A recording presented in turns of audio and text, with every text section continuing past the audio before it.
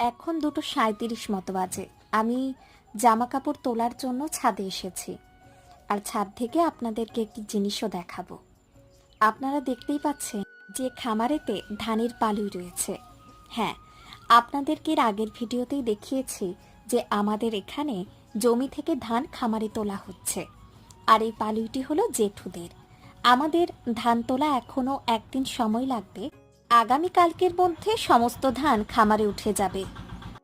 আমাদের খামারটিও আপনাদের সঙ্গে অবশ্যই শেয়ার করব।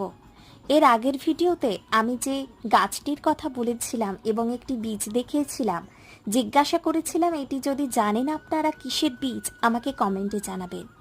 অনেকে কমেন্টে লিখেছেন, আমার খুব ভালো লাগলো দেখে। ওটি হলো শাকালু বীজ। আলু যেমন মাটির নিচে তৈরি হয়, তেমন শাকালুও মাটির নিচেই তৈরি হয়। আমাদের এই গ্রামের পরিবেশ আপনাদের কেমন লাগছে অবশ্যই